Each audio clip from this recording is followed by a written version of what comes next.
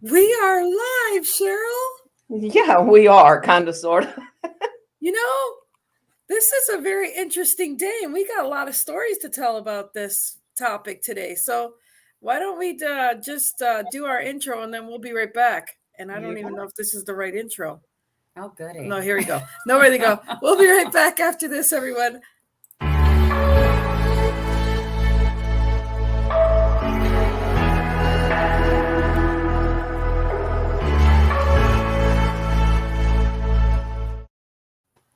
Hey, welcome back, everybody. This is the Lynn and Sheryl Show. I'm Lynn Serrano, and you are? I'm Sheryl Isenhour, at least And I today. am Debbie. I'm so happy to be with these two girls. Yay. And we got a story to tell. And so our topic today is how customer service can dictate your experience. And let me tell you, we have a story about that. I this morning went ahead and said to Debbie, you should check in online for your flight. And you said? I'm like, it's fine. I don't leave until midnight. I've got this. I'll do it in a minute. I'm going to have some tea, whatever. And then I thought, you know what? I really haven't looked at my app. I haven't looked at my flight. I don't know if there's any changes that have been made. I'll go ahead and check in. So I kept trying to check in, and it was like giving me an error. And I was like, well, what's going on with them? It's not me, of course. So I ended up calling them because it's saying that I can't check in. And they said, your flight was last night. And I was like, what? And they're like, yeah, you can't check in because that plane has already landed. And I was like, so I was like, oh, well, we're going to see how this is going to go. Let's go for the customer. Ironically, the show today is how customer service can dictate your experience. And so I was like, well, let's see how this dictates my experience, because I'm going to flip out if I can't get home today at some point. So I'm on the phone doing all this stuff. Long story short, they put me on hold. Delta Airlines comes back and says, the girl goes, ma'am, I've done this before. I felt for you. And so we've got it all cleared up. We've got you on the flight you thought you were going to be on tonight. And we're not upcharging. It's an even exchange. Boom. I'm back to being a happy, happy girl. Well, there's a lot of people that aren't this morning because American went down this morning. What? That's back up, but it went down this morning. Their site, their system, what? I guess the whole thing. Jerry just passed me a note. American went down this morning. So Wow. The American, the American Airlines or a plane went down. No, American Airlines. Their system. Okay, the system went down this morning. No, Yeah. The whole website went down. So wow, that should have made a lot of people happy. Yeah, I'm sure customer service is doing a lot right now. Well, I bet they are. We're definitely blessed, is what it is. Hey, everyone, thanks for being here watching us. But the funny thing is Debbie, she was like, no, Lynn, I don't need to check. I said, well, sometimes they overbook seats and stuff. Nah, I got my ticket. I paid my ticket. Nah. So I was like, okay, fine. I just thought I'd bring it up. But she was quietly doing the thing. And I'm like, what's she doing? She goes, I'm checking in my flight. and I'm leaving here to be with somebody else here in a little bit because she's going to Malibu. And I was like, and so I was like, I'm glad this happened to her now and not later, because, as the time goes, they overbook everything. And so I was just grateful that she did listen to herself and say, let me check, and found that out. And now the rest of her day can be fantastic. But that's just it. Just like that, your customer service can be totally different. And I'm sure if she would have called later, she really would have had to wait for another flight for the next day. It could have changed her experience of what she's doing. Because we all know there are times where even if you're in a good mood and you go to have a dinner and you're on your night out and maybe the waitress or waiter isn't having a great day or they're whatever, and they can kind of put those negative vibes on you, and you're there to enjoy yourself, and you just want good customer service, and it can dictate your experience 100% for sure. So today, thank goodness. And it can do it different ways. I mean, mine wasn't customer service that was happening yesterday. I guess you both had those days that went to hell in a handbasket real early. Yeah. And so we're going, our 25th anniversary is New Year's Eve. So we booked a trip into Florida. And I booked the hotel, blah, blah, blah. Everything got booked. And I got to thinking, okay, I'd like to book a nice restaurant, at least because I know if I don't book it now, it ain't going to be open New Year's Eve. And so I called, I finally got around to the concierge, and she, for probably about 30, 45 minutes, is on the phone with me. And I'm sure I'm not the only person out there. And she is looking for the perfect restaurant at the perfect time, and just on and on and on. And she got it booked, got my reservation back in where I had it in hand. Everything was done. And then sent me this huge list that she had literally typed up. It wasn't a copy and pasted thing. A typed list of every other restaurant in case I just decided I didn't want to go there and I could change, and everything I could do. And, I'm sure, because it was hard for us to find a room to begin with, because we're going to Key West and it's about booked right now. Oh, I'm sure. And so I know she was busy, and it made the rest of the day so much better. So it doesn't have to be what happens with the problems you've got. It's the customer service you get for the good things that are going to happen too. And I work in the hotel industry, and so I also know that when people call, we try to give them the best experiences we can. And when we know it's an anniversary, a special occasion, or even when it's a somber one, we just love to make sure that we go out of our way. So I guarantee, because I know how I feel when I make things happen for a guest, that made her feel just as good to know that she could fulfill that. It's we do whatever we can in the hospitality business, especially for kind people that are being kind to us. Now, I'll be honest, you treat us like where you expect us to do something good, or you're not kind to us. Again, you get what you give. So we won't put up with somebody, being rude to us. I mean, we won't. I was just looking for a recommendation for a restaurant, to give me a recommendation, and I assumed I'd book my own. No, she took the ball, she carried it, she found the perfect seat. We got the last outside seating of the night, and right on the water. It's just, wow.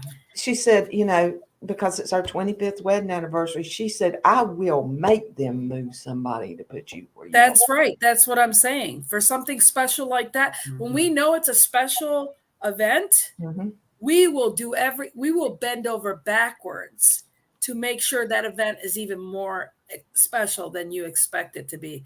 And we got Jerry here saying something. Oh, wait, is this really the Jerry Isenhour that I know? He's on his phone, I'm assuming. Crap like that makes me a grumpy old guy, and I have a quick jackass button. Jerry Isenhour, but wait a second, his name appeared. Oh, that's because he's on his phone. Oh, okay. Well, on my phone, it doesn't matter. It's really wild. I have a travel concierge business. Love making people smile, make a special occasion more special. Thanks, Cindy. Thank you, Cindy. So yeah, it really is. It's a matter of attitude going to it. Like I said, she could have called there with a pompous attitude of, hey, I have my flight and I should be able to check in this morning, or call there being gracious and kind and saying, I'm not sure what's happening here. And that's really how she did. And that's really your tone sets the tone for everyone in the situation. Well, and that's what most people don't understand. I really try to be nice when I'm calling in about something, because the person you're talking to is not the person that caused the problem. That's right. You're right. Okay? Whether it's you or in business, it's your employees or whatever. You didn't cause the problem, so why should I take you out? And now let me get to where I need to go, and it might be a whole new program going down. But Why should I take you out? I will take you out. But, kindness never hurt. Now, Jerry's a little bit stronger willed. And so he was buying a phone. Or, well, let me rephrase that. His phone broke. He was getting one from a Shurian, which that insurance about, we're not going in there. But anyway. Right, but let me just say, I feel your pain with that company. I mean, customer service. I heard him screaming in his phone for several days. Finally, it's like, give it to me. And so, it was easier to get by when you were a little bit nicer, but they were giving him the runaround. If you deal with that company, you know exactly what I'm talking about.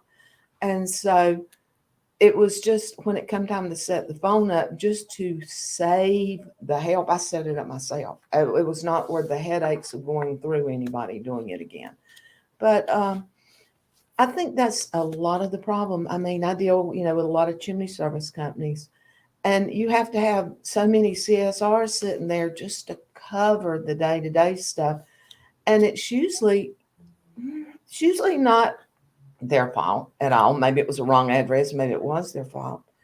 But by the end of the day, I could not be a customer service person. I would hang somebody. I would be in jail. I mean, it's kind of like I told somebody, I love kids. I really do. But if I were a teacher, I would be in prison. There's levels of things that I love that I can't deal with. But no, I could not be a customer service person because about 10 calls in, I'm afraid my little attitude, my Southern hospitality would not be so Southern. Well, it's funny because when I'm pissed off, I will tell the CR, I'll tell the customer service person, look, I am so sorry, but I'm really mad. And I know it's not your fault. And thank you for dealing with me. Yeah. And then I'll tell them my problem. Yeah. Well, you're like me. I'm going to apologize before I start if I know I'm a little, if I'm already at my caustic level, I'll go ahead and apologize before I start. Yeah. Because I'm not pretty. I'm not when I get, Jerry's got a real thin button to get to his. Okay. It doesn't take him long. I still have that button. It's way on down the road, and you really don't want to go there. Push it. Well, I feel like, we all know our limitations, so it's good to recognize that customer service probably wouldn't be my strength either. But I do recognize, like you're saying, Sheryl, different people, like even like places that I shop regularly, and you go in and that the person that's working in there is just awesome. And, if it's whether you're picking out an outfit at one place or even if you're at the grocery store, it's just fun to be around people who exude that happy, good, I'm here for you. What do you need? Or if you don't need anything, so what? It's fine. How you doing? And I always say, if I had a company, I'd hire her. If I had a company, I'd hire you. And I take mental notes of these are really good people that can make such a difference in someone's life on that day. Yeah. I'm blessed to be empowered where I work just 2 days a week because, we even have complimentary chocolates. We have different things we can give them. If they're sad, they're happy, they're cute, they're kind. I can pull whatever I want to give it to them. And it's just a really empowering, fun thing to do for customer service. Well, a piece of chocolate for someone who's being rude might not hurt either. No. Might want to try it. No. Cram it down their throat. But have a Coke and a smile. Well, when I traveled so much with Jerry when he was president of the Chimney Associations, I was one of these people. I didn't care who owned the hotel. I didn't care about the big people in the hotel. I wanted to know the concierge. I wanted to know the girl behind the desk. I wanted to know the girl whoever was cleaning my room. And I wanted to know the bellhop. The rest of the people, I didn't care because those were the people that could get me what I needed when I actually needed it. Nice. And when back then, it's not so much now, but back then the ladies that would clean our room would always write their personal number down and give it to me. And I said, do you do that to everybody?